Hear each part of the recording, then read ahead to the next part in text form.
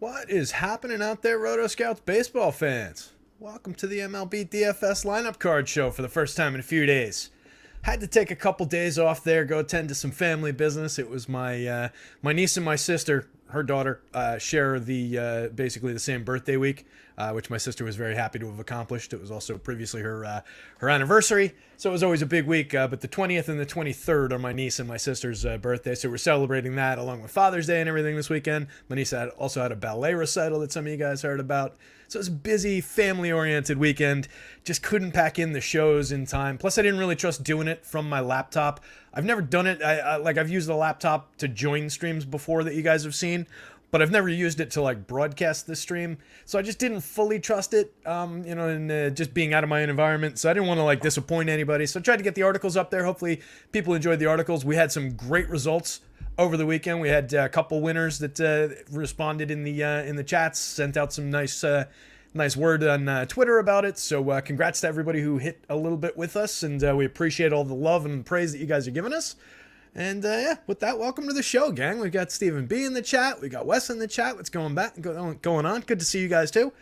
Yeah, wasn't far gone. I'm always available in the Discord. I'm always checking the Discord in my phone, on jumping on my computer and whatnot, and looking at it while I'm building my lineups and all of that. So I'm never far away, even if I'm not doing shows. But yeah, good to be back on talking about baseball with you guys. We'll just jump into this thing while the chat fills up, while people join us. Tweeted out the links and all of that, but I'm sure we probably lost a little bit of momentum along the way there, but we'll get it back. And I think Gunn was streaming earlier too, so we might get an influx when he's done. I'm not sure what's going on there, but yeah, good stuff. So let's dive in. I think it's a really interesting slate. I think for a short slate, 7 games, we've got 8 to 10 interesting pitchers on this slate that it could go any number of different directions. And we've also got a few really interesting spots for upside in terms of power production, in terms of run creation. There's a couple really clunky starters going in this one as well. So I'm kind of interested in the slate. I think it's going to be a fun one. I'm looking forward to building some lineups. And I'm going to kind of get to a spread across some of the premium pitching options as if you guys I'll leave on the table. And then I want to get to a broad spread of some of these bats in the higher end situations where there's either value coming through for a mid-range team against what might be a good pitcher but not one of my top guys, or I want to get to just some of the premium spots. And in the Discord earlier, somebody was asking about, how do you typically handle ownership? What do you want to... Momento. Need to catch my rhythm in my mouth with the spittle and all of that fun stuff going on there, and to start the show here. I think we're good. All right. So somebody in the Discord was saying, what do you typically do to manage the ownership of a lineup, an individual lineup, the ownership sum? And we've talked about it a few times before. I've talked about it over the years on Stochastic and Awesemo and in various places. And for me, especially in baseball, what I really care about is getting to unique combinations and then taking positions against the field or, in conjunction with what the field is doing. So I want to be a little bit over on this pitcher, a little bit over on that pitcher that I think the field is maybe undervaluing, maybe take some of those shares from the highest owned pitcher while still getting a lot of them, and then spread that out to some of the stacks and the teams that I want to get to, kind of regardless of, all right, the Padres are highly projected, they're going to be super highly owned, or the Rangers are highly projected against the opener, they'll be super highly owned, or whatever the case may be.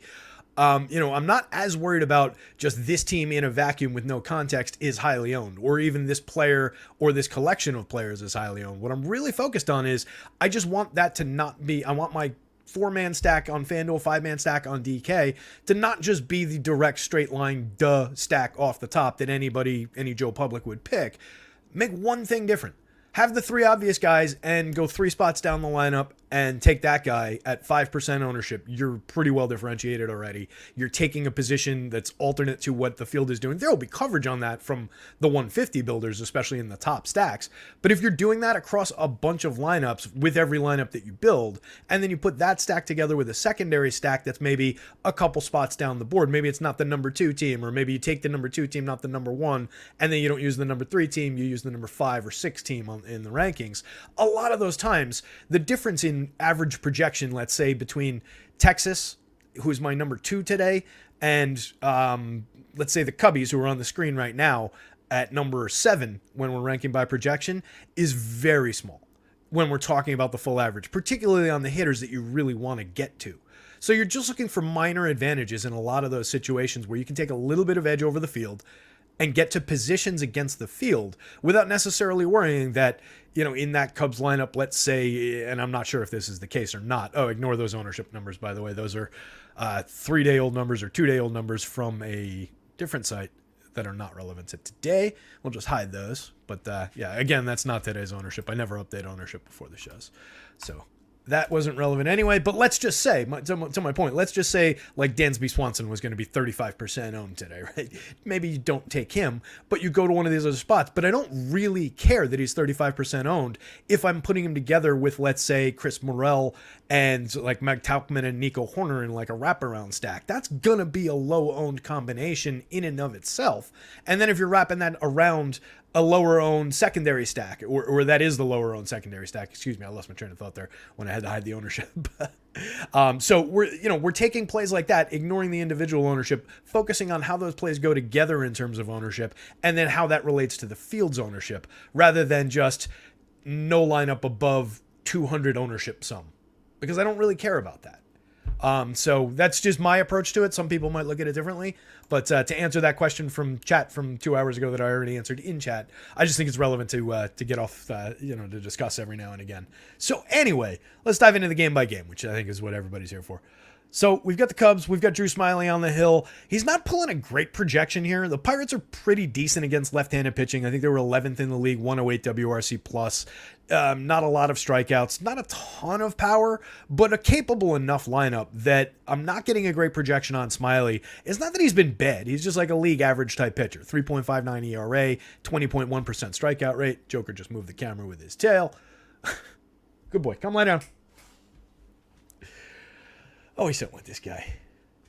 He was with me at my parents' house. He should be all worn out taking a nap because he was hanging out with his cousin dog, but he's not. Go lie down, pal. Lie down. Don't hit the camera again. So as I was saying, we've got Drew Smyly. I wouldn't be totally knocked out of my chair, especially at 6,500 on DK if you wanted to use him for a few SP2 shares. I definitely could see a quality start type of a performance. 3 runs, a handful of strikeouts in 6 innings, something like that from Drew Smyly, maybe a shot at a win. But he's not a major piece of upside, especially on FanDuel at 8,000. I don't really need him. But for an SP2 play, I think he's in that mid-range, especially at price. There's enough talent there and there's enough experience over time to get through this Pirates lineup a couple times over. So a little bit both sidesy between Smyly and some of these Pirates. I do think they're interesting enough against the lefty. McCutchen off the top, Brian Reynolds, Connor Joe. Carlos Santana, a couple signs of life lately, but still not great overall. So if I'm skipping somebody in that top group, I'm maybe skipping Santana and going to either Brian Hayes, who I still have talked about it a number of times, believe that that there's a better hitter lurking in there, and we've seen a little bit of it lately, or Rodolfo Castro, who will probably gain a little bit of ownership. He's been a little bit popular in these spots against lefties the last couple times. He is crazy productive for his career against left-handed pitching. So he shows power, he shows run creation, tons of WRC plus upside, a lot of ISO. So I want to get to shares of Rodolfo Castro, but I do think at the value prices with his multi-position eligibility, he's going to be popular for people who go to Pirate stacks. So that's one of those spots that maybe you can pivot around, own him a little bit less than maybe the field does in your Pirate stacks, but still have a good portion of them overall. Maybe you're using him as a one-off play in some spots. So I think he's very relevant to the slate. So maybe I'm skipping Carlos Santana there, going to one of those two guys. And then we get to the talking point here. Rookie Henry Davis. I know he's not projected in the model. I didn't get a chance to add him in the back end stats. I wasn't expecting him, or at least wasn't expecting him this early. Saw the story last night and probably could have gotten that done overnight now that I'm thinking about it, because I was just at my parents' house binge watching, based on a true story, Kaylee Cuoco's new show on Peacock. It's all right. Fun binge watch with the parents. So Henry Davis, dead minimum price on the DK slate, 2,500 on the FanDuel slate. Major upside. He was the first overall pick in the 2021 draft. He's a catcher. He's got significant power upside that might not be fully developed yet. One of those limited hit tool, but major power upside type of guys. Had a decent amount of home runs in the minors, and what you love about him is he's got decent speed for a catcher. He steals bases at every level. In his plate appearances this year, 10 home runs, and stole 7 bases in 187 plate appearances in Double A to start this season. Then had 45 plate appearances in Triple A after a brief promotion there. At that level, he slashed 286, 432, 514 with 1 home run and 2 stolen bases, again in 45 plate appearances. So just his power ability, his running, if he gets on base, he's probably going to run his major league debut. So you think they want to, show him off, let him loose a little bit. So I expect big things from this kid in the long term. And I think, especially at the dead minimum on DK for 2,000, that's an interesting catcher play over there that maybe, I'm sure he's getting talked up, but maybe the public isn't fully there yet. I don't know what ownership looks like. Feel free to check ownership on your site of choice. 2,500 for him on FanDuel. I think he's actually in play on the FanDuel slate too, especially with the idea that you get Connor Joe at first base or in the outfield, and then I don't really mind, like I said before, skipping Carlos Santana at first base if I have to. So if I'm sticking Henry Davis in at first base a couple times in a bunch of different Pirate stacks, I'm differentiating those lineups too, because I'm expecting, if nothing else, on FanDuel, he probably won't be all that popular because you don't need catchers there. This is all assuming he actually makes it into the lineup in his big call-up, but I would have to think that he will. I don't think that lineup's confirmed yet. Let me double-check for a couple confirms. No, nothing for that one, but we did get a couple others, so I'll drop those in while we're talking about the Cubbies here. Going up against Osvaldo Bido, I think there's significant upside for the Cubs. I wouldn't call somebody crazy for sticking Bido into a couple lineups at 5,600. He did have a decent performance over 4 innings in that first start, so there is maybe super cheap upside there as an SP2 on DK. The game in that, he's a 27-year-old guy, not a prospect, and he was a mid 20% strikeout guy. I'm just reading some of my notes from the article here just to remind myself some of this stuff about pitchers that I haven't really had much experience with here. But in that first start, he faced 19 Cubs. He only pitched 4 innings though. He walked 3, struck out 6, allowed a run on 4 hits. So if you get that kind of a performance over another 4 innings tonight, it's all right. I think you could get there at 5,600. I want no part of it at 73. I just don't know that we're getting stretched out to any kind of length here.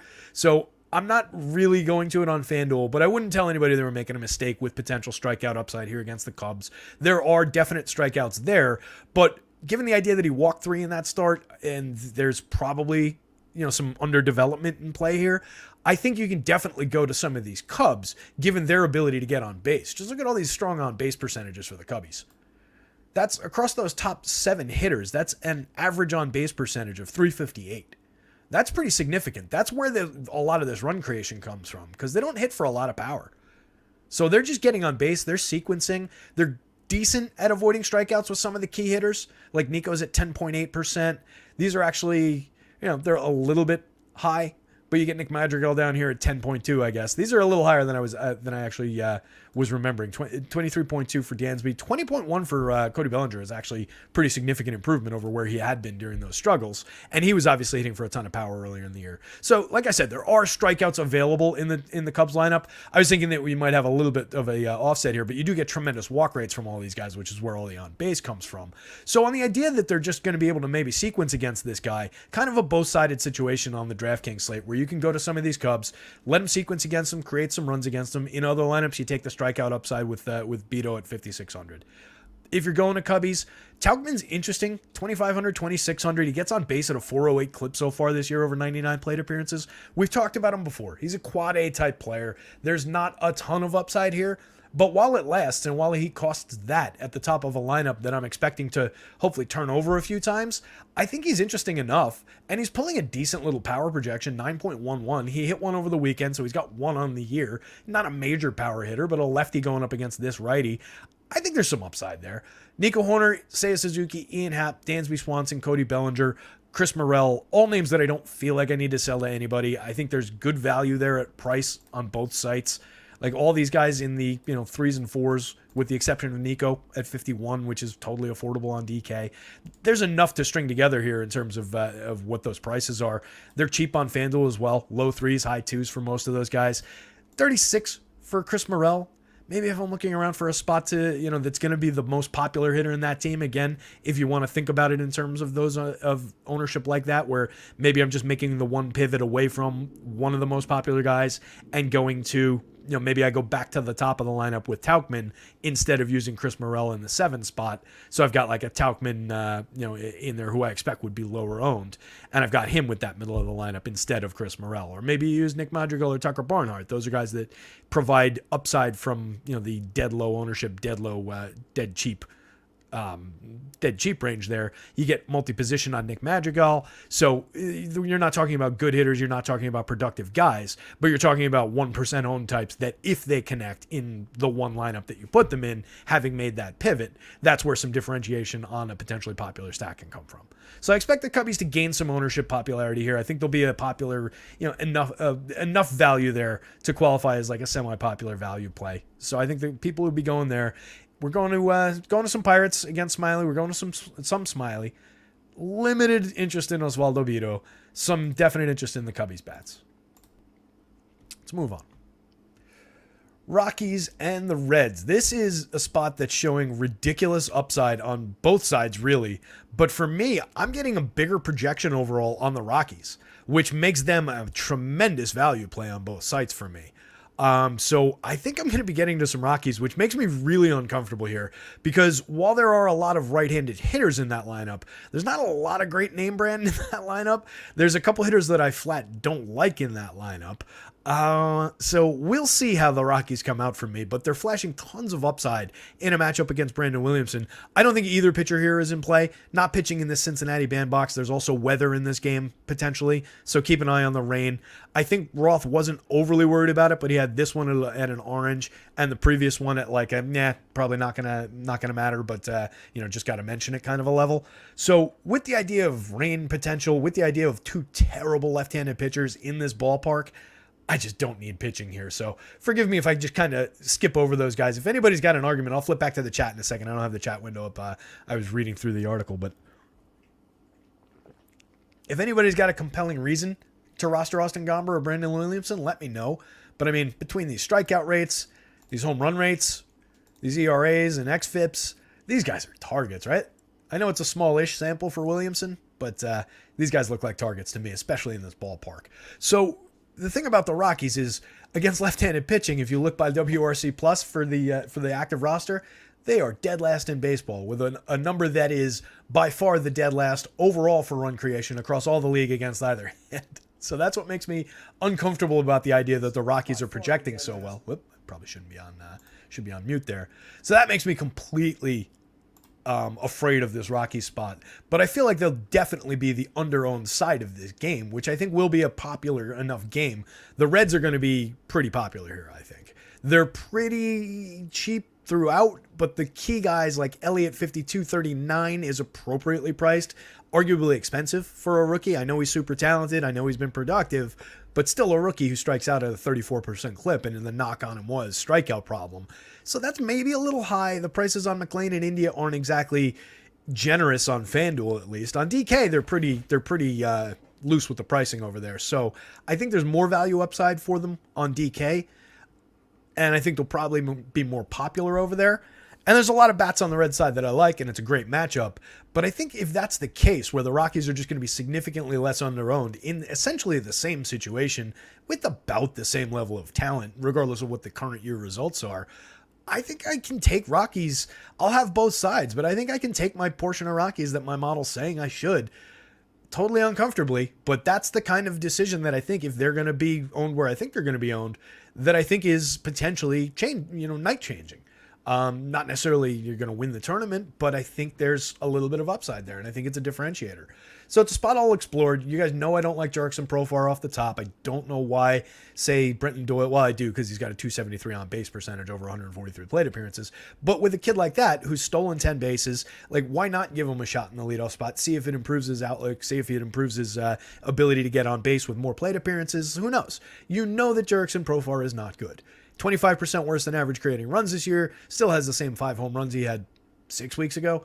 It's been a while. 290 plate appearances in the leadoff role or hitting second at this point. It's just a waste of time. Randall Grichuk, Ryan McMahon, that's where I want to start my stack. I will have Profar because I'm going to a ton of Rockies here. So he'll be in lineups, but he's one that I want to, suppress the ownership. I'm much more interested in some of these guys, some of the... This is the difficult part when I'm looking at the the screen to see the chat, I've got to remember to also pull up the little Excel window here so that I can actually say, like, I'm looking at these guys. But I'm really interested in the bottom half here for the Rockies rather than a guy like Profar. Of course, I'll have some through the middle. And I think Jorge Alfaro, if he's hitting fifth, if he's in the lineup, did we get this one? We do have this one. Let me see. It looks almost exactly like this one, except Connor Kaiser is playing shortstop, who may or may not be in this model. Let's see.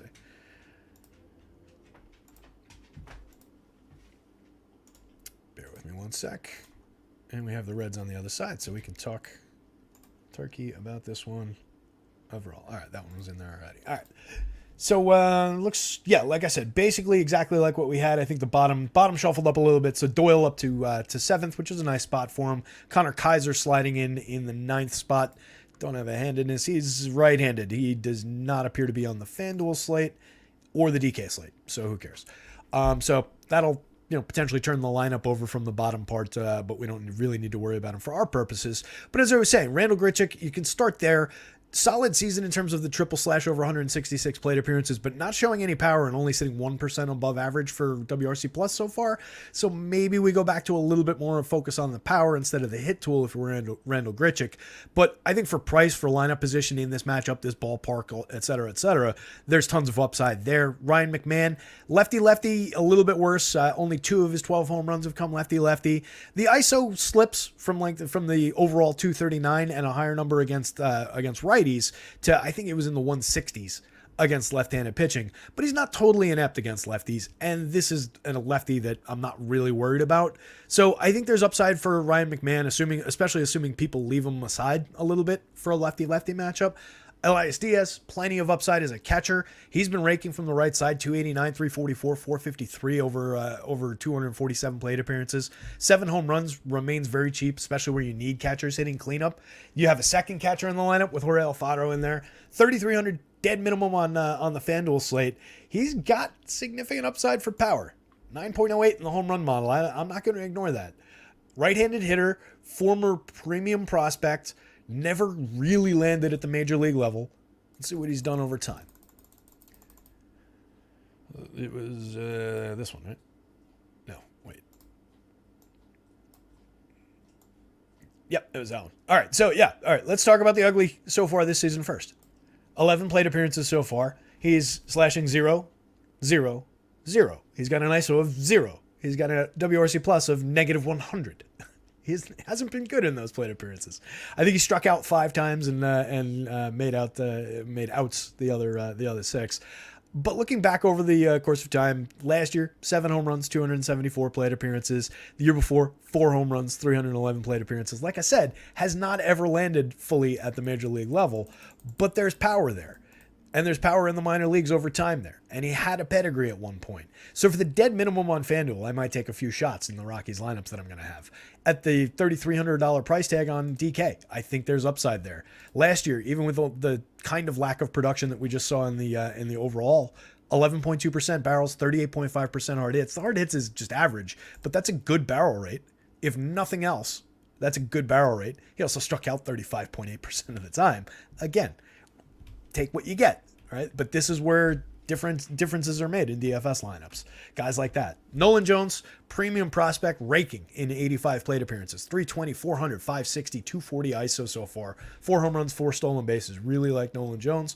Brenton Doyle I talked about already, but a sturdy little contact profile, 11.6% barrels. So you like Brenton Jones, 4 home runs, 10 stolen bases already. Coco, Connor, I think are both, Connor's not in the lineup, but Coco, I think more of a just, work him in around the edges, but 1 home run in 19 plate appearances so far. So that's nice. Cheapo at second base. Not bad. You can mix and match him. On the Red side, I think all these guys at the top of the lineup are going to be pretty popular here. You get Joey Votto back in the lineup hitting 6th, but the focus is going to be on McLean, India, Ellie, and Spencer Steer. Those are the 4 guys that are, if you're making a lineup and you have 4 guys on, say you're doing it on FanDuel, you've got a 4-man lineup, maybe you leave one of those guys out and include a Nick Senzel. I guarantee that Nick Senzel is going to be half the ownership at most of any of those guys in the top 4, the 2 through 5. Kevin Newman, probably same thing, but he'll probably be more popular than Nick Senzel, and Senzel's probably a better player. He's another guy who never landed after being a premium prospect over time, but he produces in spurts when he's in the lineup. Multi-position eligible, 4,100, 2,800 across sites, third base and outfield on DK, outfield second and third on FanDuel. Another guy that's just a differentiator in something that will be popular. So he allows you to go 2-3 chalky reds and then a Senzel. Stuart Fairchild, same token. He's hitting 9th, 2,400, 2,600. 4 home runs, 8 stolen bases this year. That's adequate output, right? He probably bent some slates those nights. It's not great on the overall. 182 plate appearances, 234, 330, 403. Joker's not a fan. 6% below average creating runs. If we look back over time, 5 home runs and 110 plate appearances last year, there was a little bit of thought that maybe his sturdy contact from last year would come through. 9.5% barrel rate, 41.3% hard hits in that small sample last year. And it hasn't fully translated, especially with a dip to 8.4 and 29.9 this year. But counting stats upside-wise as a totally unknown DFS play at the end of this lineup for the Reds is totally in play. The focus, though, again, is going to be Matt McLain, Jonathan India, Ellie, and Spencer Steer. McLain and Ellie are premium rookies. McLain 324, 374, 507 so far, 33% better than average creating runs, over 147 plate appearances. Has the strikeouts at 27.2%. He was higher than that just a week or two ago. Ellie, over 50 plate appearances, aggressively high strikeout rate at 34%, but he's got the 10 runs scored, he's got the 5 RBIs, he's got the 1 home run, he's got 6 stolen bases already, he's the fastest player in baseball already, a 111 WRC plus. There's nothing to dislike about Ellie, except that he's going to be super popular in this spot. 55.6% hard hits in this small sample. Only a 159 ISO. That's only surprising in that, maybe he's only got 1 home run. Maybe I was expecting him to have 3 home runs by now and the ISO would be higher. I was expecting a bigger number there, but it's unfair because it's just like, all right, he didn't happen to homer 1 more time, or he didn't happen to hit 2 more doubles, or whatever the case may be. So on the idea of just his speed upside, his ability with counting stats, you want a ton of Ellie if you're building lineups, but he'll probably be their most popular player. You can mix and match any of India and McLain and Steer in there. Steer's having a great year, 4,500, 3,300, 277, 361, 477, a 199 ISO, a 121 WRC plus. So it's obvious, right? These are where your run creators are. It's not difficult math with this team. So all we're looking to do is just differentiate some of the combinations with these guys. Votto, no stats this year, has been out all season. Min-price Joey Votto on FanDuel. I got to take my shots. They don't have another first baseman in the lineup, so I'm not skipping anybody to do it. 4,200, I'll take or leave him at 4,200 on the DK slate. He did have the 11.1% barrels, 40.9% hard hits last year. It amounted to a 205, 319, 370 triple slash, a 165 ISO, 11 home runs. Take what you get from the washed-up veteran. Be happy that he'll be there to advise Ellie and Matt McLain and Encarnacion Strand when they call him up. That'll be fun. Otherwise, I don't know how much Joey Votto's going to give us, but I'll find out at the dead minimum on the FanDuel slate. Hopefully he goes under owned too. For that price, there's upside there. And on the DK slate, it might be a case where people will skip him because he's 42. So, guy like that, you never know. So I'll have some Votto. I have plenty of Reds, but I'll probably end up with more Rockies, which makes me wildly uncomfortable, and neither pitcher in this one. Let's move on. We spent a half hour on the intro in 2 games so far, but only 5 to go. Not too bad. Let's see if we got the Bo Sox lineup in. Then I'll jump back into chat and say hi to anybody who's in there. We do have the Red Sox lineup. Let's take a peek. Bear with me. By the way, apologies for Joker's rambunctiousness again today. Maybe we'll just start getting dog tranquilizers and chop them up into like little quarters and throw them to him. I would never do that.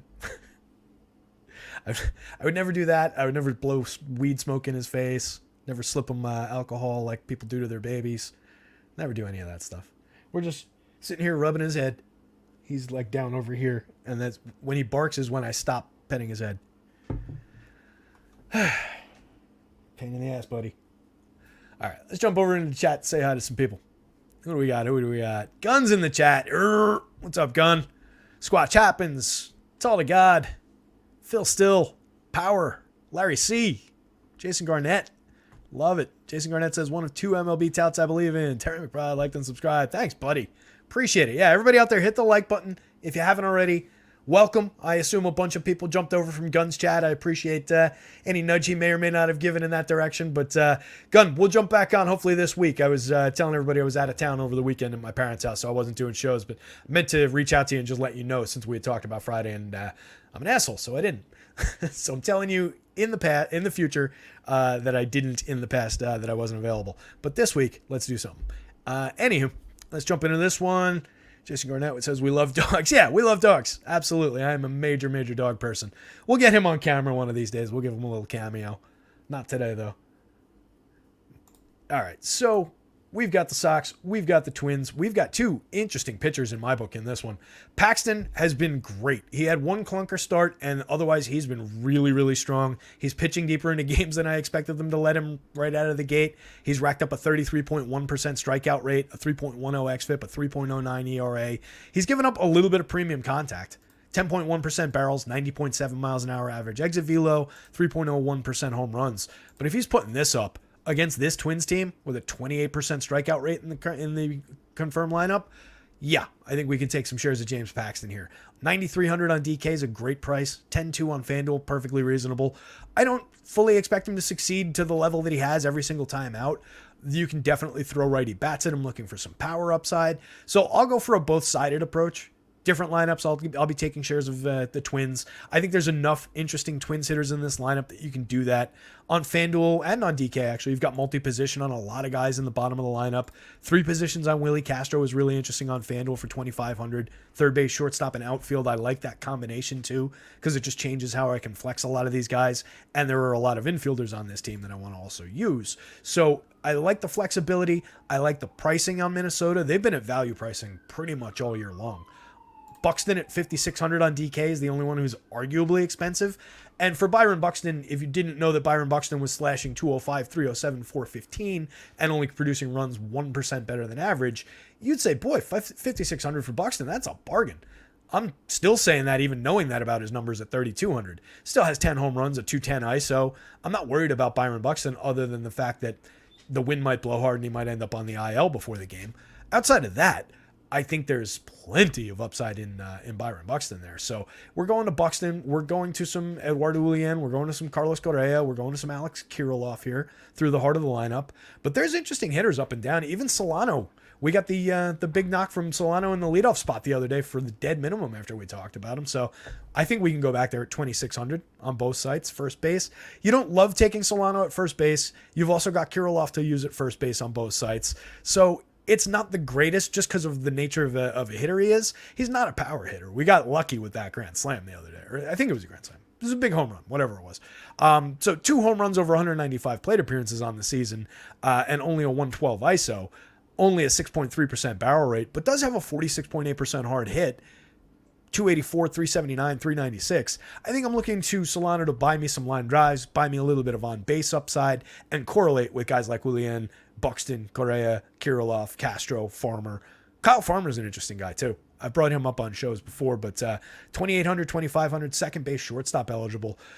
Guy isn't underrated. He's not like a premium power hitter, don't get me wrong. It's a lot of plate appearances here, but double-digit home runs each of the last 2 years. 14 last year, 16 the year before. 583 plate appearances, 529. That's an average season. I mean, that's an underrated guy at these prices with multi-position eligibility across both sites.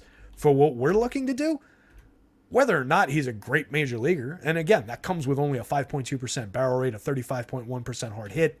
Last year, it was even lower. Imagine if he could make better contact.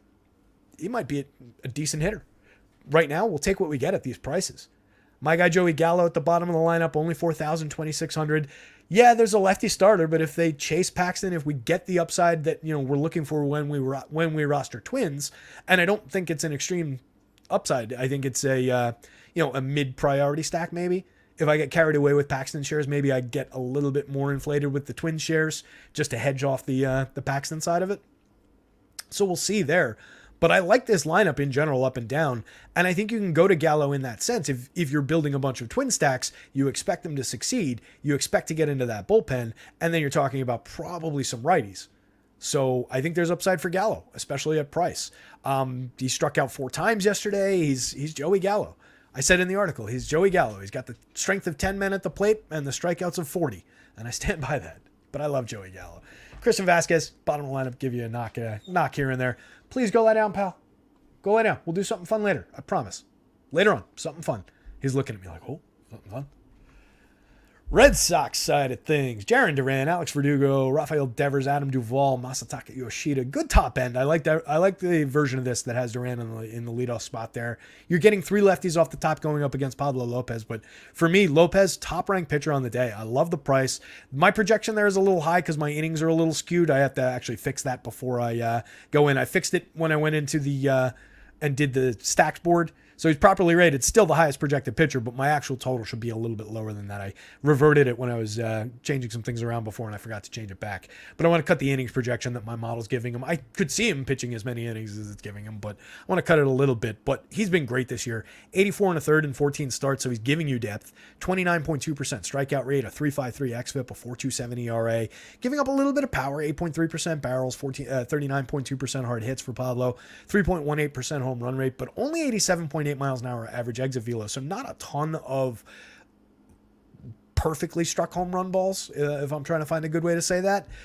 So there's some happenstance baked in there, I think. And he's a guy who came into the season raving about the Twins, the mechanism with which they change pitchers and what they look at for pitchers to develop, different approaches. And he loved it in the offseason, and it's paying dividends in this season. Low walk rate at 6.6%. Excellent 14.4% swinging strike rate, 30% CSW. So just a really, really strong strike thrower. Going up against the lineup that is difficult to strike out, but you're getting Duran, who's nearly 30% up at the top, 27.9. Then you run into Verdugo, who's 12. Devers strikes out 1 in 5. Duvall a little bit more aggressively than that this year in a small sample of 66 plate appearances. In more plate appearances last year, 32.1. So I think you're getting more strikeout upside than is apparent from Duvall. Then Yoshida, excellent at not striking out, 10.4% strikeout rate his first year in the show. He's so interesting. 10.4% strikeouts, 308, 381, 483, 175 ISO, 7 home runs, a 137 WRC plus. He's been very, very good for them. But I think running through that lineup, there are more strikeouts than it might seem apparent if you look at the overall average on the idea that Duvall is going to give you more than he has so far this year. But I do want to go to the other side and maybe grab some of the Red Sox. There's obvious power right here. Maybe not that 4.45 from Kristen Arroyo, but your Devers, Duvall, Yoshida core there has nice power upside. You can click them together with Connor Wong. You can click them together with Connor Wong. I like Connor Wong. I'm jumping all around. My brain's getting out of my mouth today. You take 3 days off, and then all of a sudden you fall apart on a show. Anyway, Tristan Casas was the name I was trying to say there. 9.27 home run rating there. 2,800, 2,500. 7 home runs. He hasn't been good this year, but if you're looking for a differentiator, maybe you click those 3 guys into Tristan Casas. Maybe you use, instead of Verdugo and Duran, you can run it into Connor Wong. I've talked about him before. I really like Connor Wong's contact profile as a cheap and under-owned catcher on any slate that he appears on. 6 home runs on the year, 11.1% barrels. Plenty to like there, a 205 ISO. Only creating runs at league average because, he's a part-time catcher. That's what we would expect. I'm looking for that 1 home run from him at no ownership when I roster him. Pablo Reyes is a totally skippable or, mix and match level guy at the bottom of the lineup for 2,300 on both sites. Second base shortstop eligibility on DK and an outfielder on FanDuel. What else are we looking for here? I think that's top to bottom in this one. So I'll have shares of Paxton. I'll have probably more of Pablo. I think 9,100, 9,600, just at price, given the fact that he's my highest projected pitcher. I'll probably have a lot more. I'm going to see where ownership lands, though, because I think that'll render him somewhat popular, even against the Sox here. I expect that it's going to be popular.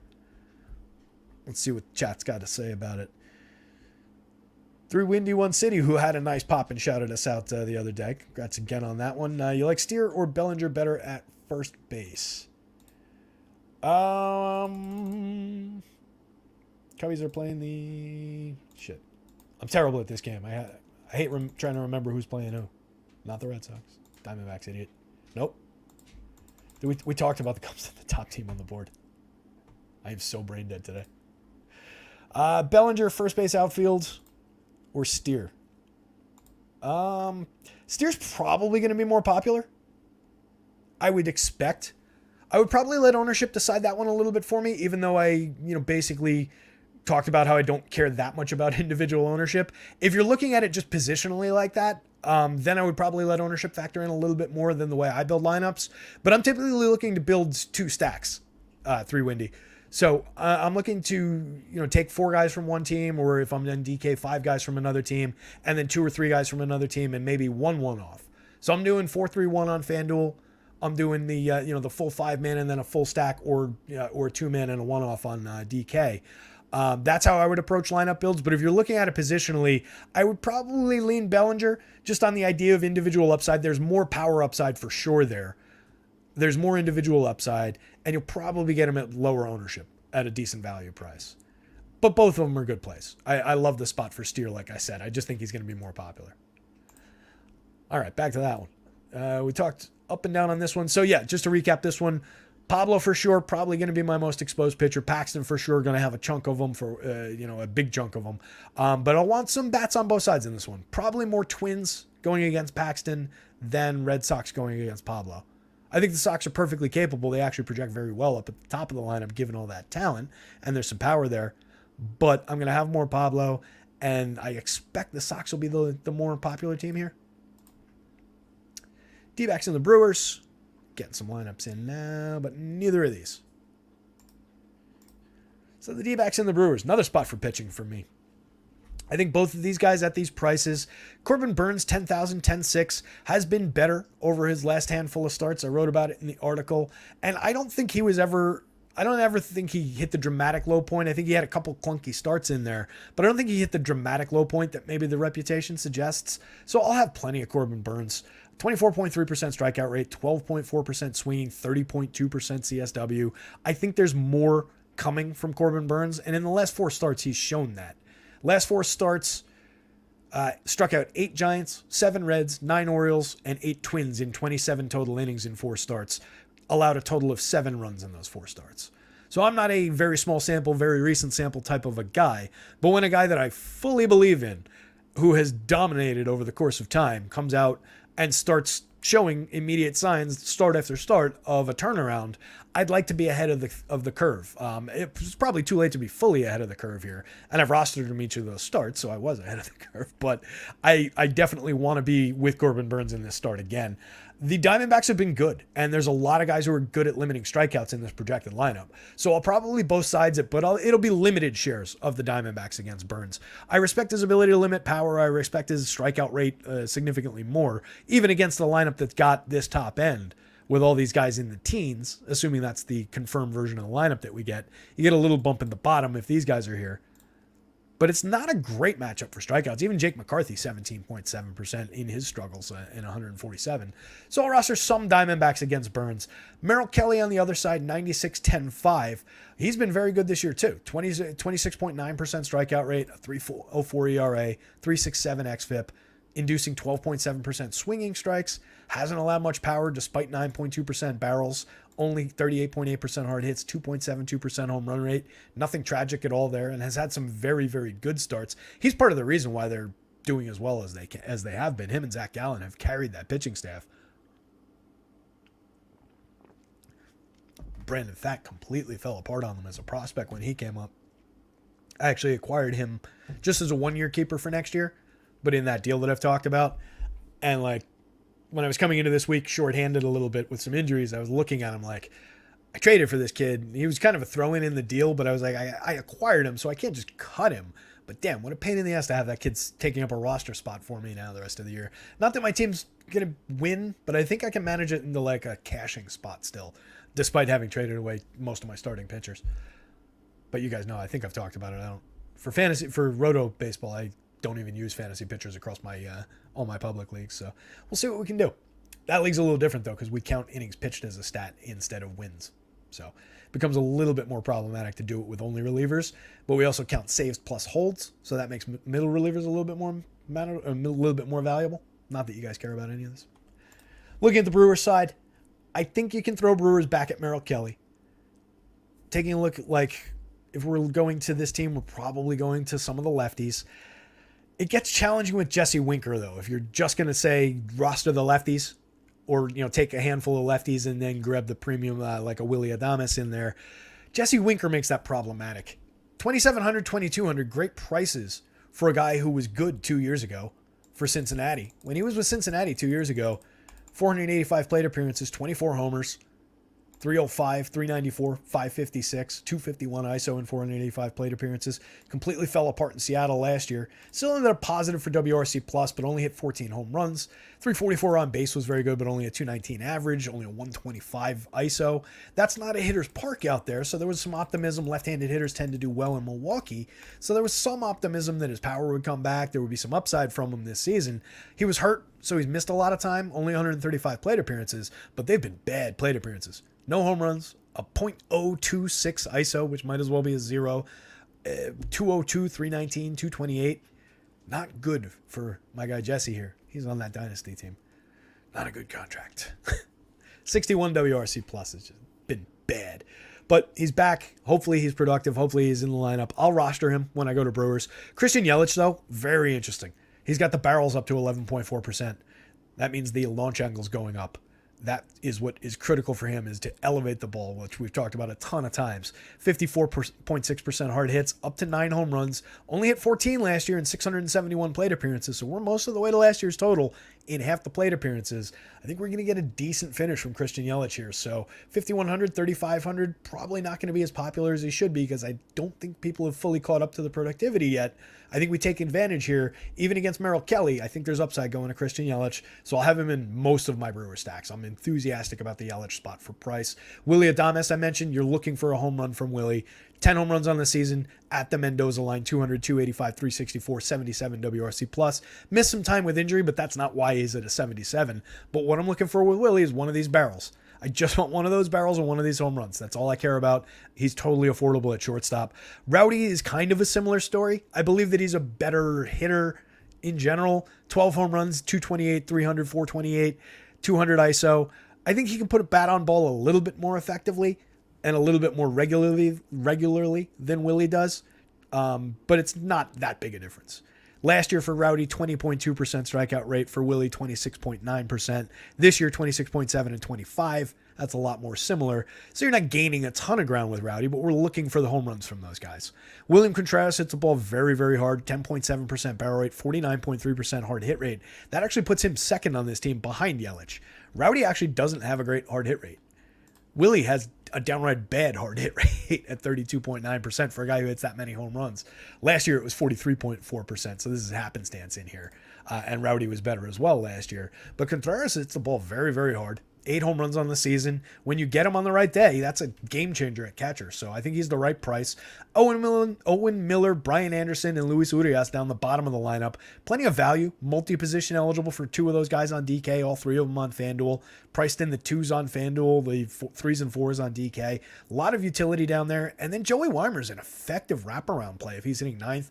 You like him even better if he lines up like 6th or something like that, like where Miller is. Arguably, they should flop these two. Weimer, 10 home runs, 10 stolen bases on the season, a 198 ISO, putting bat on ball well, 11.9% barrels, 39.9% hard hits. There's a lot to like in that Brewers lineup, even against Merrill Kelly here. So, like I said, I'll have less of the Diamondbacks, especially if we get this Geraldo Perdomo lineup up at the top. He's been all right to start the year. He was really, really hot. I think he'll be that guy. I think he's going to produce in spurts throughout his career and end up okay, but not overly appealing. Probably hit down lineup for more of his career. Maybe he's a Josh Rojas type. It's a little bit of speed, minor amount of pop, but you don't love him. But Ketel Marte, Corbin Carroll, Christian Walker, Lourdes Gurriel, Pavin Smith, those are the guys I want to be in business with from this team. And then maybe some shots with these guys down lineup. Less Carson Kelly. If you're on DK, it's okay. But I don't love Carson Kelly as a hitter, and I don't like him in this matchup. I'd prefer the Smiths, the Rojases, and the Jake McCarthys of the world. McCarthy, just on the idea of some mid-range, moderate power and all the speed that he's got. If he can manage to get his way on base, we could see a stolen base or 2 against Burns here. So I like the idea of the wraparound play with him. I like the idea of bolting on some low-owned Josh Rojas when I'm going to Diamondbacks. It'll be limited shares of Diamondbacks, though. I fully believe in Corbin Burns still. We've got another faith-based pitcher, veteran pitcher to talk about in a little bit. With that, whoops, didn't mean to skip directly to that game. My click game is off today, too. My talk game is off. My click game is off. Hopefully I look good, which is never the case, let's be honest. All right. Andrew Heaney, Tanner Banks. Tanner Banks was switched into this one, so if you read the article or looked at the numbers this morning, I changed it up for the show, and these numbers dip a little bit for the Pods, or for the Rangers rather. I keep saying the Padres with this game too. When I was writing the update, I kept writing Padres for this game. I don't know why I think the Padres are playing the White Sox today. For the Rangers, there is still, I think, significant home run upside that's probably not reflected accurately in these numbers, which is why I didn't go change it on the site. They were in the 9s and 10s. It was like a 9 here and a 10 here, I think, in the original version that was against a different pitcher, a right-handed shitty opener.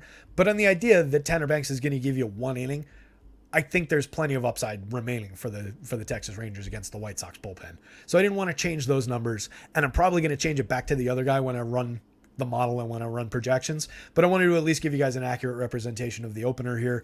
If you got more than 2 innings from Tanner Banks, who has gone multiple innings over the course of the season, he's got 2 appearances out of the bullpen of 3 innings, and the last time out, which was only 3 days ago, he went 2 2/3.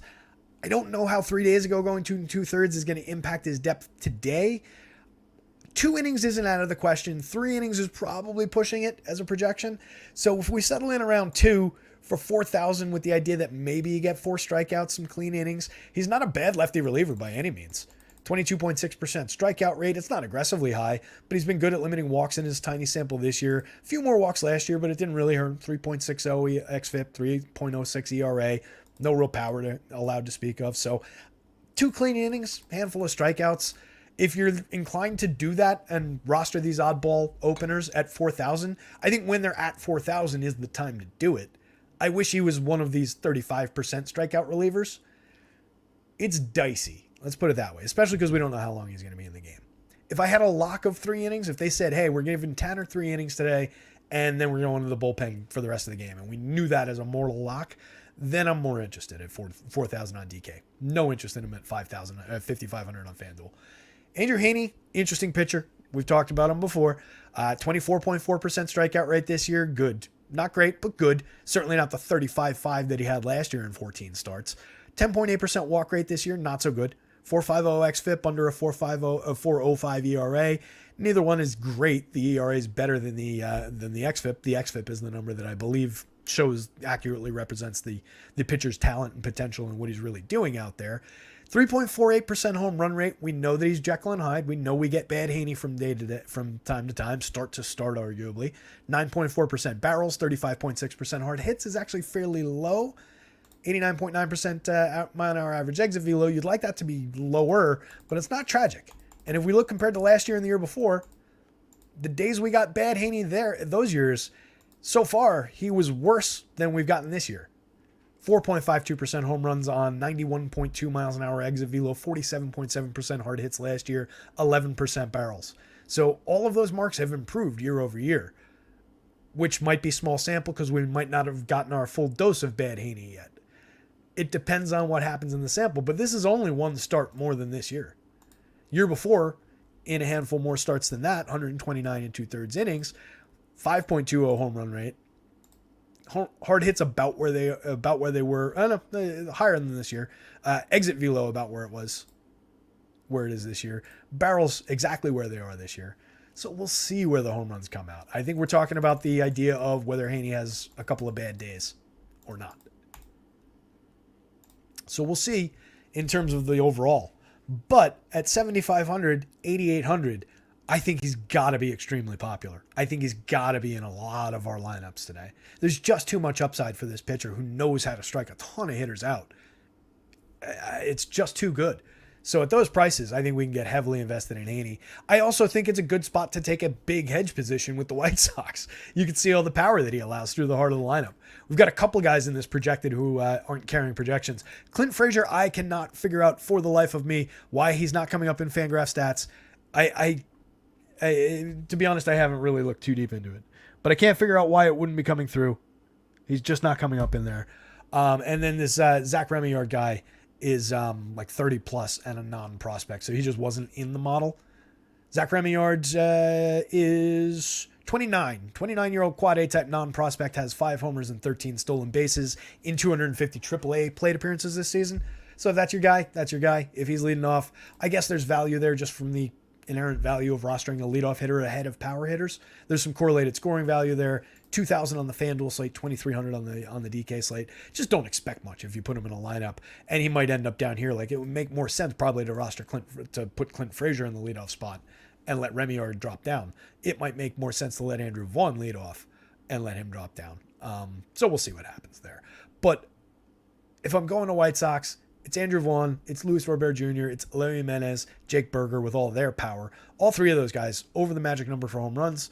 Tons of power upside. 17 home runs on the season for Lubob, 16 for Jake Berger. Eloy Jimenez missed some time. 8 home runs in 172 plate appearances, though, isn't too shabby. 12.2% barrels, 49.6% hard hits. Eloy Jimenez is a star when he's healthy. He's just never healthy. Kills me with this kid. He's like a Buxton type. He's never on the field. Hurt every year. But only 4,000, 3,200. There's tons and tons of upside there. Bottom of the lineup, if we get like this version of it with Benintendi down here, maybe it's going to spark Benintendi. He's been just kind of lousy this season. 275 is fine for batting average. 345 is okay for on-base percentage, but you expect a little bit higher from him. That's what he does well. And he's only producing runs at 95%, 95% of the average, 5% below average. So it's not great, but that's priced in. 2,800, 2,900. That's cheap for a hitter like Benintendi. He's going to put the ball in play. Only 14.5% strikeout rate this year, 14.8 last year. So you can use Benintendi depending on where he is. You know, if he's second in the lineup, you can use him probably more aggressively. Clint Frazier down the bottom. Elvis Andrus, you guys know I don't like. Probably no Timmy Anderson today. He was out of the lineup the last few days dealing with a nagging injury, but they didn't put him on the injured list. So we'll see what happens with Timmy, but probably not in the lineup. So that's why Elvis is going to be in there. Don't like Elvis Andrus at all. But if he's in the lineup, if you're rostering a bunch of stacks of the White Sox, or if you want that one guy to maybe differentiate, like we keep talking about, sigh, he's in play. Tough for me to admit. Other side of this game, the Rangers up and down. Fire away. No issues. Like I said, I left the projections where they were in terms of how they project for fantasy points, which did not change with the pitching change, and then how they were projecting for home run upside. There's tons of upside here. Marcus Semien, Corey Seager, Nathaniel Lowe, Adolis Garcia. Nathaniel Lowe is my overall home run pick for the day. Left that unchanged as well, despite the downturn in what his number was. It was over 10 or earlier in the day. So just tremendous upside for these 5 hitters. And then you get Jonah Heim, maybe Mitch Garver, depending on what they do there. Ezekiel Duran, who I've talked about a bunch of times and love from the bottom of the lineup. Leody Taveras, who I love from the bottom of the lineup. Every single guy in the projected lineup well over the average. Average WRC plus for the entire lineup, the projected lineup, is 134. That's an aggressively good baseball team. And they're not that expensive. These are not egregious prices for any of these guys. These two guys are justifiably high priced. 39 is probably cheap for Semien on FanDuel. 59 is maybe a little cheap for him on DK. He kind of slid a little bit down over the last few weeks, but he's Marcus Semien. He'll come roaring back and produce in bunches, and you don't want to miss it when he does. So tons of Semien, tons of Seager, Lowe, Garcia, Young. That's another group of 5 guys that I feel like is going to be really popular here. So we're going to want to differentiate. This is a fantastic lineup to use just 1 through 9. Just get to like even distributions of these guys, 1 through 9 in different combinations. If you're going to build 30 Rangers stacks into 150 lineups, use all of these guys. Let them fall together in different combinations. Let the 3 hitter be in a lineup with the 8 hitter. It doesn't matter. The gap thing is so overrated. We're looking for those combinations. That's all we're looking for, is differentiate some of those combinations. And that lets you take up a super chalky position while still being somewhat contrarian and getting away from most of the field and taking a different approach. So 1 through 9, basically in any configuration, even if you get the version of this lineup that's like Robbie Grossman and whoever the hell else is in that on that team. Robbie Grossman's in one of the projecteds. Oh, you know what happened? It changed when I changed the pitcher. I was gonna say I thought Grossman was in here earlier in the day, so you might get that. And I think Grossman is perfectly playable. Handful of home runs, veteran guy, not great but playable. I would prefer this version of the lineup. See what we get, but enthusiastic about the Ranger spot today. See what's going on over in the chat. Hit the like, hit the subscribe. Helps me, helps you, helps all of us. Obi-Wan, what's going on, Obi? Did you just find us? You didn't know about us? It's not a new gig. It's just me, man. Doing it all on myself. Check out the site, bud. If you haven't gotten over there, rotoscouts.com. It's linked in the description for the show. It's all me. I'm writing an article about the entire slate every single day, breaking down every game, just kind of like this, just meandering through the slate. It's probably a little bit more sensible if you've got the time to sit there and read through it than sitting here and listening to my meandering thoughts as I'm talking about this stuff. But we go probably deep in both spots. I'm also putting up my home run picks like I used to do in the other place. Exact same format there. Putting up a power index that's showing what my home run averages are for the top 6 and for the full lineup. And then when the latest tool that I added is basically a stacks breakdown. I'm calling it Stack Selections. Kind of a weak name. If anybody's got a better name, drop it on me. But what I'm doing with that is giving you the average of my team projection, giving you an average value rating, which is actually shown on the screen here. This is the average value rating. These are the value marks. So that's showing you the average value ratings there for each of these teams. And the average value rating, it takes a little bit of discernment. You need to look at it as, is this team a highly ranked value team and a good team, or is this team a highly ranked value team because they're a bad team in a good situation and they're projecting kind of well that day? So it gives you two different numbers. So you'll see in the way that I approach it, a lot of the time some of our best teams of the day are just going to be giving a strong value rating because at a points per dollar level they still just project out as like, hey dummy, it just makes a lot of sense to play these guys and they cost what they should. So there's a cost what you should factor, and then there's a bargain factor within what I define as those value numbers. So I think that's important maybe to explain how to look at that. And it's as simple as, is this a good team or is this a bad team that's got a good number? Just as easy. It's a bad team that's got a good number, that's your bargain team. Good team that's got a good number, that's your team that's appropriately priced for their massive upside. The other thing I put in that board is the projection, the ranking of the projection for the opposing starting pitcher and who he is and what his handedness is, just so you can have an easy snapshot of what the entire slate looks like. I sit there and look at it while I'm selecting my lineups to make sure I'm not missing anything. What else is going on? Mamba's in the chat. Yo, Tara, keep delivering the goods. I need your help with 2 best pitchers on the slate. We'll get there, bud.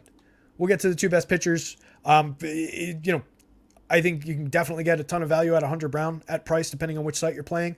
I like this spot here against the Mets for him, and I feel like he's going to be a little bit under-owned. We talked about Paxton and Pablo. Those are both spots that I like. I think there's a lot of good pitching. I think you can go in a lot of different directions here. Dustin says, no idea how people are still watching. Oh, come on now. No comment. I love Neil. Neil's a very good guy. I like Neil a lot. I really enjoyed shows that I did with him. I really enjoyed when I went on his pod that I recommend, where he talks to experts from around the industry. The name's escaping. High Stakes. I like Neil quite a bit. Neil's a very good guy. Corbin Barrel. yeah. Royal, it's you get the bad spots from Burns. Larry's asking, Burns, you have 6.2% more than 2 columns past ERA. You have 5.7 bars, the 5.7 last season. Yes. Where are we looking? This one? On Burns, you have 6.2% better than 2 columns past ERA. Yeah. So this is year over year, Larry. As I scroll over. 2023, 2022, 2021. If I do that, we could also get 2020 and 2019, but we won't, because then I have to go too far to get to the pitching. There's your pitching board, whoever asked. Like I said, this is actually high just on innings, but Pablo would still be my highest guy. He'd be in the high 30s. Cut 10 points off that projection. That's probably the real projection. I just forgot to change his innings back. Burns, Haney, Paxton, Scherzer. You're getting tons of upside, tons of strikeout potential, ace caliber pitchers there. Waka, I think, has a good shot to give you a good value start, like that, consistent innings, depth, clean innings. Kelly, same thing. Brown, same thing. I want no part of Gomber. I think you can get value out of Drew Smiley. The price isn't good on FanDuel, but I think it was good on DK. 65 on DK was a good SP2 value price. Not a great spot as a lefty going up against Pittsburgh. And then the bottom of the lineup, we'll get to Sean Manaea. You can maybe take that shot. I don't really need any Tanner Banks, Brandon Williamson, Beto, or Gomber. So that's your snapshot. We'll jump back to it for the end of the show like we always do, but just to answer the question in case whoever that was that asked has to go. So that was the top of the board here. 506. We just roll for 90 minutes no matter how many games are on the show. Josh plays DFS. Can I purchase a subscription? You can, for the low price of free, my friend. Everything on my site right now is free. We will see what happens in the future. I have no business plan. We'll just develop this thing. I'm relying on you guys to get the word out there. Tell people, that you like the site. Hopefully we get some winners. If you get a win, pop my logo on there, shoot it out. I'll appreciate the hell out of it. I'll shout you out on the shows. At some point, I'll pick a day and we'll do like hey, if you hit something in the top X with lineup Y, blah, blah, blah, I'll throw you money Z. But we're not there yet. We'll get there. No idea what we're going to do. Basketball season, football season. We're going to cover it. I'll be here. We'll be doing shows probably. I'm thinking maybe we do like positionally each day through the week. Like we do a quarterback show. We'll probably do like an overview show Monday, a quarterback show, a running back show, a wideout show. Then maybe like a summary show Friday, maybe like a lineup building show on Saturday for football. Something like that. Basketball is going to be the problem. Basketball is going to be the problem. I need some help on the news. I got a friend who I used to work with. Is really good at news. If he's out there, I don't know. But we'll figure basketball out. We'll figure projections out. I'll get you guys something at some point. Don't know what I'm going to do about pricing. When I was first building this, and we're wasting time here, but we've got time, so we'll chat about it real quick. When I was first building it last year, and I put the site together last year, like literally 1 year ago, and then didn't launch it until opening day today. But basically, like just in the days after I kind of parted ways on the back end as far as my customer service role, running customer service, et cetera, when I did that, I was just like, I'm gonna build my own site. I'll show you guys. Wasn't actually mad about it, but I built it, never launched it, figured baseball season this year would be a good point to launch it. When I was thinking about pricing, something kind of just stuck in my head, since I'm kind of shooting for, I think what I want to do is kind of shoot for that middle ground of like people who are good at this, people who want to learn and become better and learn about some of the more advanced approaches to this, but also kind of approach it in a 30 lineups and hand building. And I think there's a lot of miss, especially at some of our friend sites that are focused on the higher end, focused on people who have a ton of money to spend on tools, focused on people who are building 150 lineups every single night. And I think the people that need us more, and that's a cocky ass way to say it, I think the people that need to be in here or want to be in here discussing these things as a group more with me as the person who's got the microphone in that group. I think that there's more upside in focusing on that group at a low price than there is charging out the nose for only high-end folks. And I don't mean that as a knock or a dig on other people's approaches to business. Obviously, those guys are succeeding tremendously, but I think there's an underserved market there. So the price that kind of stuck in my head when I was thinking if I was putting projections out, et cetera, $1 a day. Does that sound unfair? Or like every subscription level under $1 a day? And I would have like a weekly price point, a monthly price point, and maybe like a quarterly price point. Seems fair to me. Anyway, that's what I was thinking. It's going to be a while. Maybe football season we get there. I'm going to try and keep it free for a little while and just kind of build it up though. Like I certainly don't need right now. Part of the idea is certainly to build a little bit of a reliable revenue stream. But I'm okay. We're not worried right now. So if I can keep it free for a little while, provide some value, hopefully get some big wins out there, we spread the word. That's kind of what I'm shooting for. That's a business plan, gang. I wish I had a presentation for it. When I go and pitch it and sell it for $20 million, we'll all have a little party and we'll show this video at that party and say, see, that's where the idea originated. Anyway, let's get the hell back into this thing. Hunter Brown, Max Scherzer. Excellent opportunity for pitching on both sides. Hunter Brown's been great this year. 10-2, 9-8 across sites, 27.1% strikeout rate as a rookie, a 3.17 xFIP, a 3.35 ERA. A little bit of power allowed in terms of the barrel rate, the contact profile, the hard hits, 44% hard hits, 90.3 miles an hour average exit velo. But what I like about him is the 3.6 degree average launch angle. That's exactly what we're looking for in these guys that reliably limit home runs. 1.96% home run rate on the year. I'm not saying he's that Framber Valdez level just yet, but damn, what a good team for him to be on to learn to do that as well as that guy does. And right now he is doing it at that level. So really enthused about the Hunter Brown spot. You do have Pete Alonso back in the lineup, but that's a great example of what this guy does to power. Against most other pitchers, this is a 10 to a 12 to a 17 to a 20 for Pete. 6.85. Everybody else in the lineup in the 2s and the 3s. Not seeing a ton of power on the Mets side of things. I like both pitchers in this one better, I think, than I like the lineups. If I'm taking a side against a pitcher, I'll probably lean Astros against Max Scherzer, but I expect that the Mets will be lower owned against Hunter Brown there. So if we're looking for a good lineup, both of these lineups have plenty of talent in them. Both of these lineups in a vacuum are teams I would be interested in, especially if you told me I would get them low owned. But the pitching is too good and too interesting here.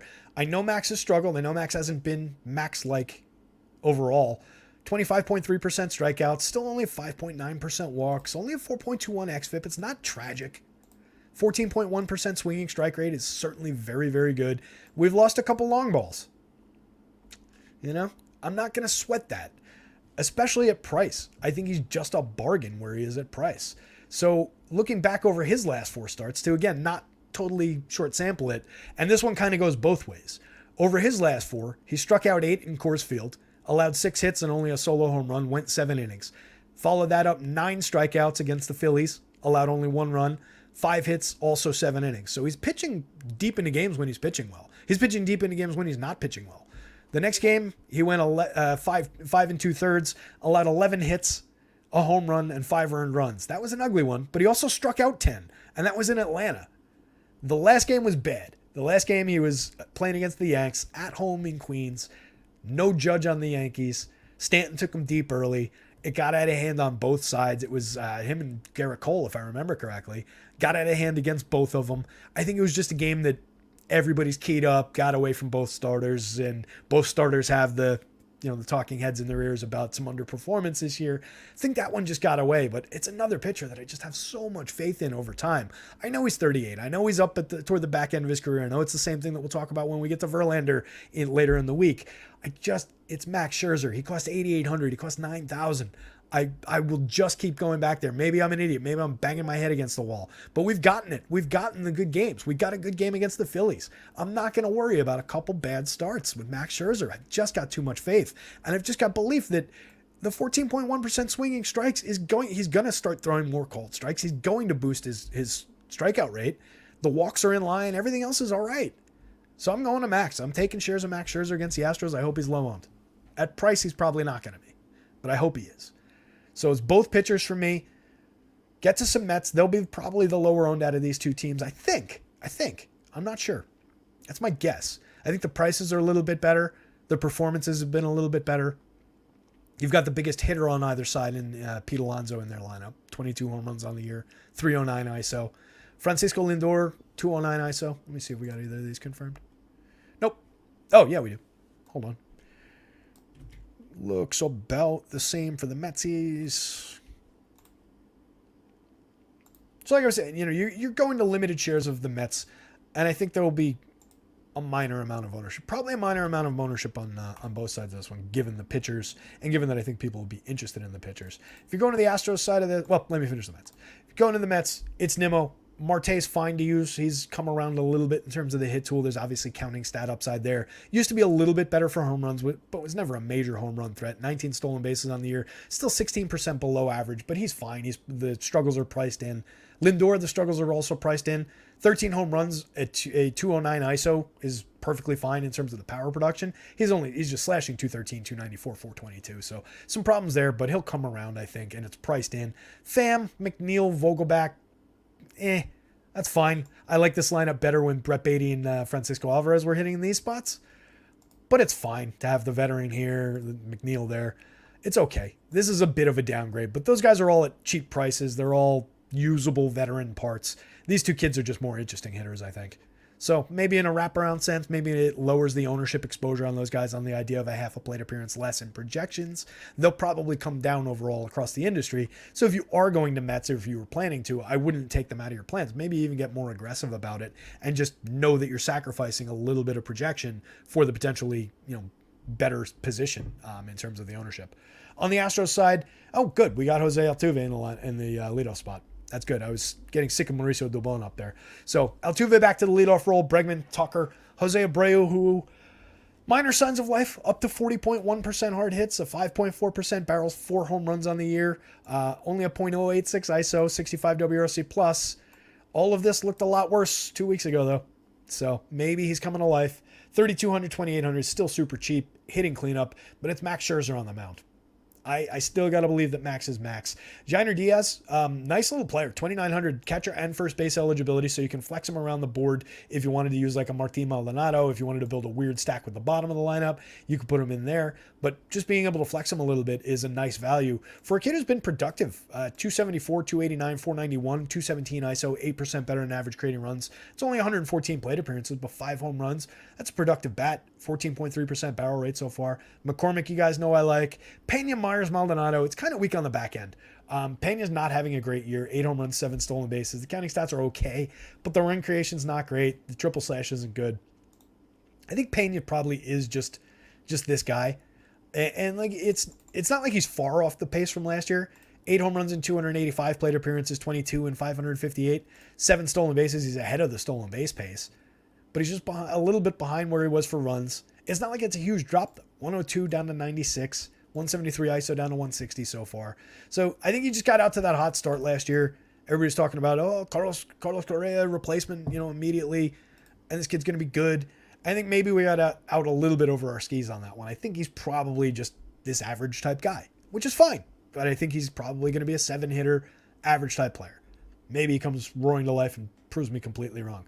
There's our resurrection play of the day. Oh, who did we bring to life the other day? Javi Baez. I don't think we've done a show since that one. Somebody had asked in the chat that day who was I going to resurrect, and it was firmly Javi Baez that day. Let's see what people say. Jason Garrett says, I think you charge what the value you provide is, the more correct content you put out. Set that point and let's play the game. Hey, that's fair. Totally fair. I'll always price it commensurate with value, but I also want to price it commensurate with attracting customers. And there's the customer acquisition costs that come into that versus what I'm charging for the subscriptions and all of those different things once you get to that point. Right now, my customer acquisition cost is my time doing these articles and shows, which I'm perfectly willing to continue doing in this approach. But yeah, Jason, you're totally right, and it's a something I got to figure out over time, but we're having fun. Tariff, making 5 to 10 teams, do you just prioritize your sheets for stacks? Yeah, to a degree. Like I'll use a fair amount of just the flat out top projected teams, the top projected home run teams.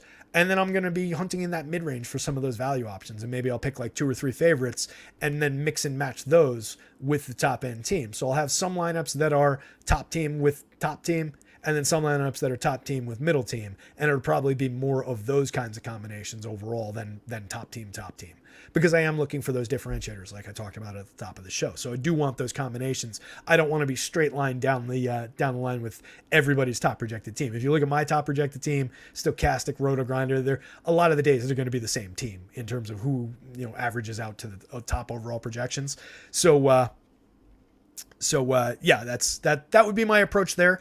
You don't have to go to the bottom of the barrel though. Like the people tend to overthink ownership, overthink exposures, value, and just say, all right, I took the Rangers, so I got to go to the worst team on the board that's owned at 2% to offset that. And that's just not the case. You can go to the next most popular team and still build a totally unique lineup that has leverage against the field. It just matters what you're combining it with and which pitcher you select. A lot of times you can completely differentiate a lineup and put it in good position against the field just by going to a different pitcher than the most popular guy for price. Leave a couple bucks on the table when you make your pitcher decision, or leave a hitter price on the table, pivot down to a 7-hitter instead of a 4-hitter. Use the 7-hitter, save some money, and spend up at pitcher to a more expensive, less popular pitcher. It helps. That's the way to think about these. Nothing. In no case, especially in baseball, do I care about the individual guy's ownership. We're always thinking combinations. We're always thinking the ability to use play X to unlock play Y. If I sacrifice a little here, I gain a lot here. I'm doing that off camera.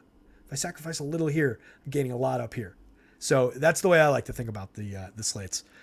Mama says, can I do a show on the process? I think ours is similar, so I'd love to hear that kind of show in the future. Yeah, it's something that people have asked about, probably like a weekend. Maybe if we get like a light weekend day where it breaks up so that it's like a short main slate and I've got a lot of time, I'll just knock one of those out. Or it'll be one of these nights where I'm just up at 3 o'clock in the morning and don't mind. I think the floor's probably pretty thin. So these guys probably hear all these shows. So if I'm doing it at like 3 days in the If I'm doing it at like 3 a.m, we'll see what the noise level is. But yeah, I will try and get that done at some point, Mamba. And somebody, I think Larry was asking about the groups article for NFL. We'll see. That was so specific to Fantasy Cruncher and that groups function with the boosts and everything. I can certainly do something that's similar in terms of like I would use more of this wide receiver, boost him maybe in like how you, regardless of where you're doing your lineups. But that was very, very geared around the Fantasy Cruncher site. So it will be an adapted version of that, but I would fully expect that my breakdown for NFL is going to be very similar to something that I used to do. So yeah, you'll see some similarity in a lot of my content across sites. It's not, none of the approach was owned by anybody. So Larry says, I used to love when you do those process shows. Yeah, I think some of them are still up there. The old game plan videos. It used to live on the Stochastic site. If you went to their NBA tab and dropped that down, that was where the pro videos were. I think they changed things around, so it's probably even easier to find. But you're looking for pro videos on their site, and you can also find it in their various channels. Got to get an update on what's been going on the last couple of days behind with the rumors and the accusations and the allegations and so on and so forth. Got to get my dirt. Got to find out what's going on. All right, we talked about this one up and down. So we're going pitchers on both sides. We're going a little bit lighter, but we're going hitting on both sides as well in small doses. If I'm in that scenario that we just talked about where I'm building, let's say 30 lineups or 5 to 10 teams, these are two teams that I can leave aside in that situation, maybe, but they also fit into that category of teams that are filled with good players, not necessarily at the top of the board, but still probably, semi-okay to use. Against good pitchers, they'll be under-owned. So it does kind of fill that category, but I think they'd be lower down in my priority, just given the quality of pitching on board in this one. Last game on deck, coming up on 5:30. Just like we planned it. Let's see, no lineups in this one. This game kicks off 95 minutes after the start of any other game. So this is going to be starting as all the other games are ending. And I think there's going to be a lot of interesting stuff going on in this one. We've got an opener for the Giants. I've got Sean Manaea in there right now, but we've got Ryan Walker as the opener. He's thrown 14 2/3 innings, 25% strikeout rate, only a 3.3% walk rate, no home runs, 19% hard hit rate. That is very low. 0 barrels are allowed so far, only 14 2/3. Let's not get too excited about it. 1.23 ERA, a 2.71 xFIP. It's been excellent in a very small sample. This is the first time he's going to be opening. I don't know how long they're planning on leaving him in the game. He's been effective in multiple innings. He had a high of 3 innings on June 11th, so just the other day, but offset by enough that he could throw 3 innings, 4 innings today. That was his last time out. So I do think there is upside here for this guy. I don't know what the handoff to Manaea is going to look like, though. It might only be 1 inning. So I don't want to get too crazy about it. He's another guy that, if I'm not mistaken, so he's another guy that's one of those $4,000 openers on the DK slate.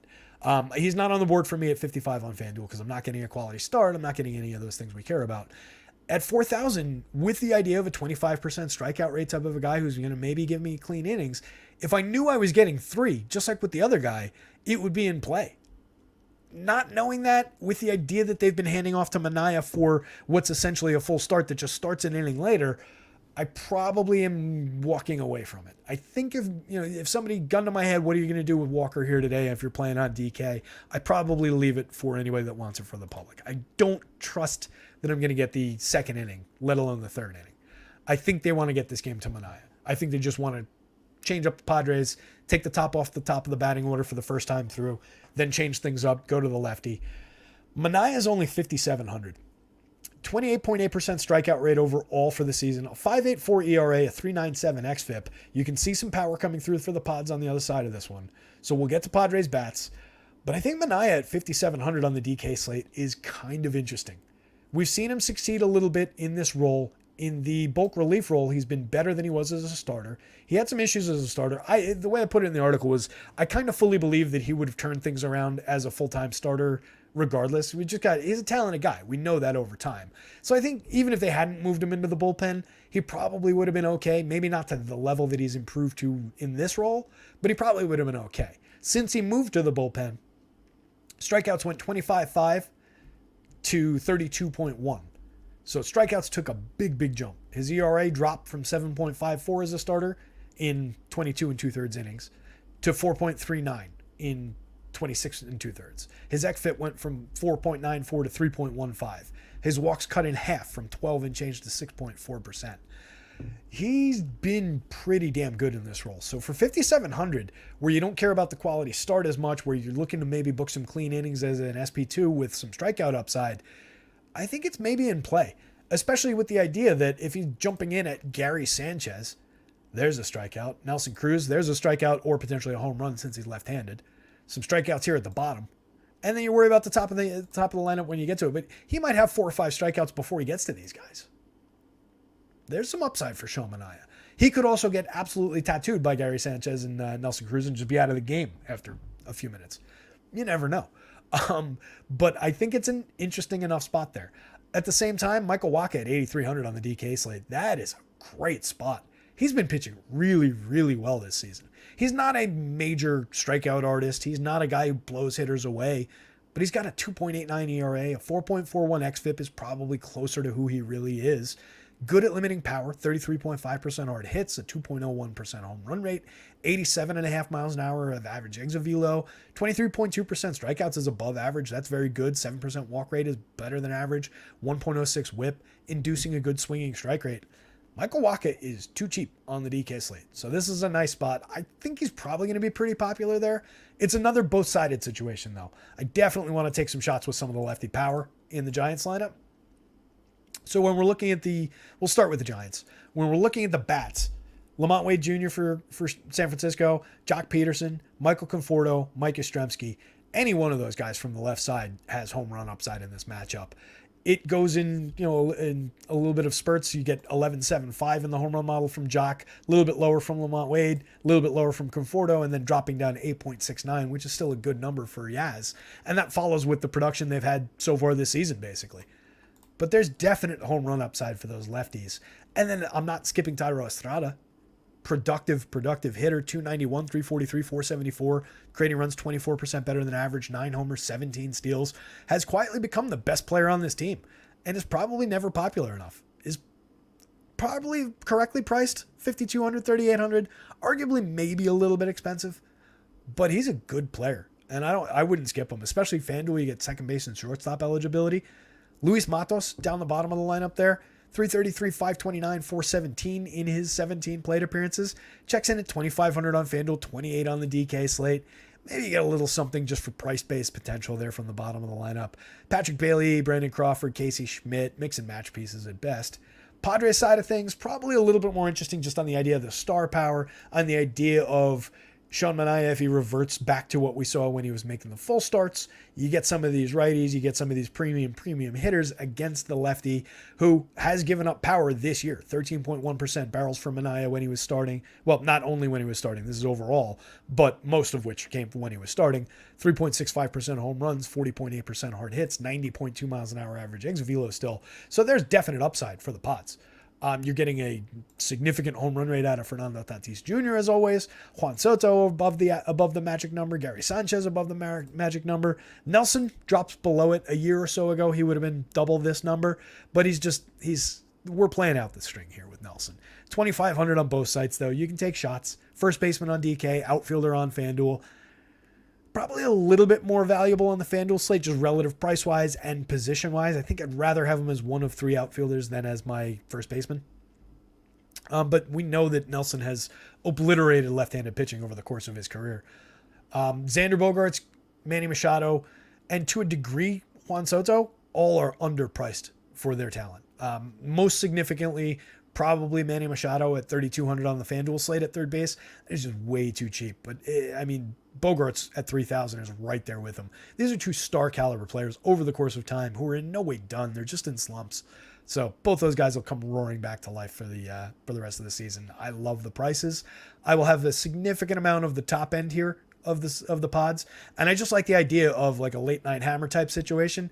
That's just going to be a lot of people are going to be going to bed or, jumping into their favorite TV shows or streaming shows, thinking they're well ahead not realizing there's going to be a ton of action coming at them from this game. So I think there's a lot of upside in this game. I'll have bats on both sides.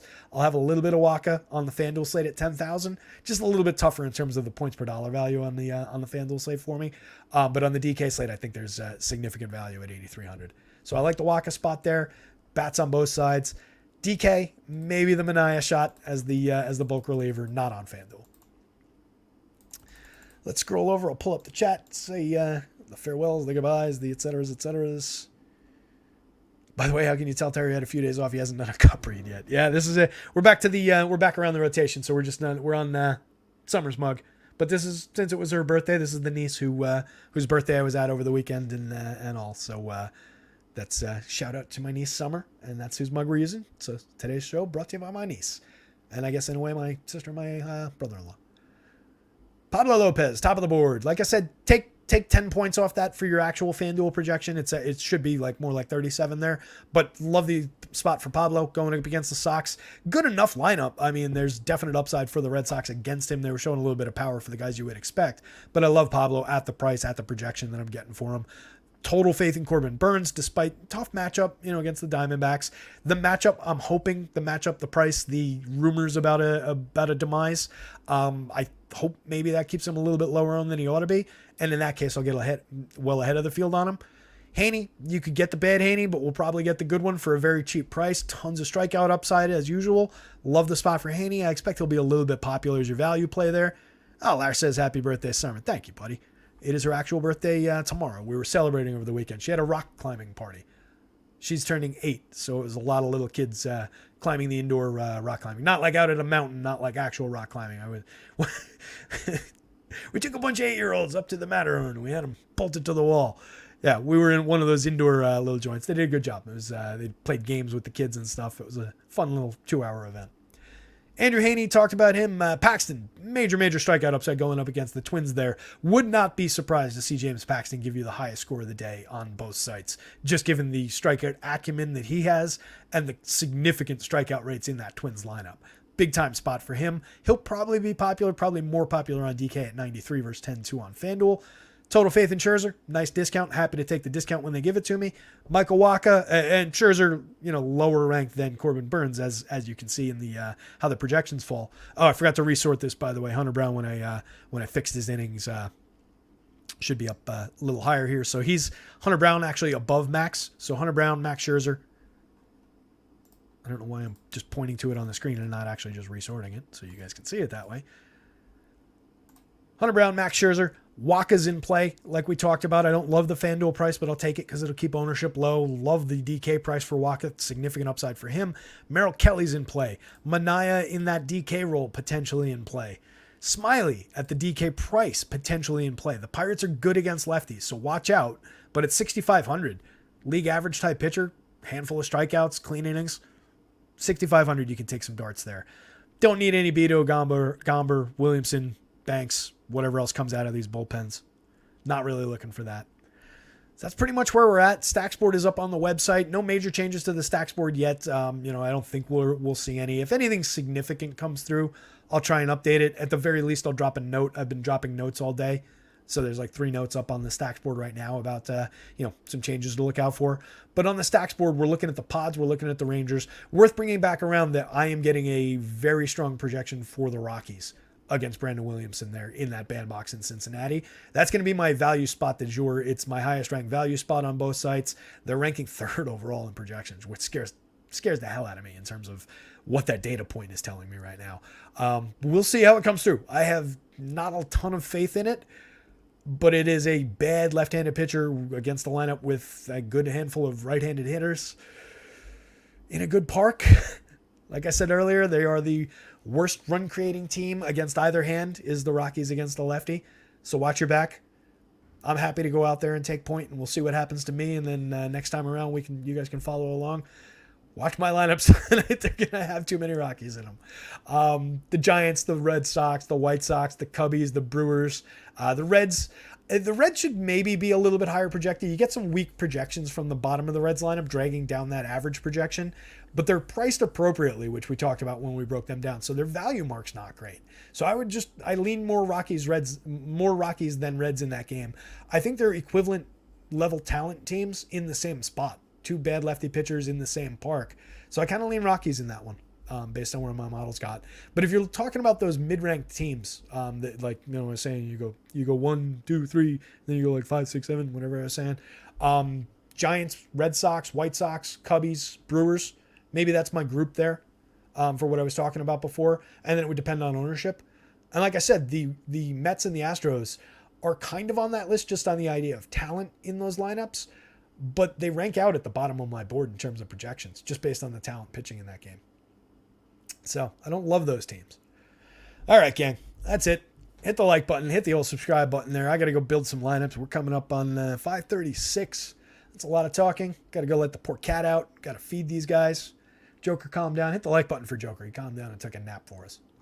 Anyway, gang, good luck out there tonight. Let's see some winning screenshots. Let's see some chatter in the Discord. For the people who are new in the chat, if anybody is, Discord is free. It's linked from the website. Website is rotoscouts.com. Tons of content for you guys up there. And the Discord links from there. I think it's also linked in the description on this video. So hop in there, hang out. It's totally free. Hang out with us. I'm in there all the time for questions. With that, I appreciate everybody. It's been a blast. Good luck out there tonight, gang. See ya.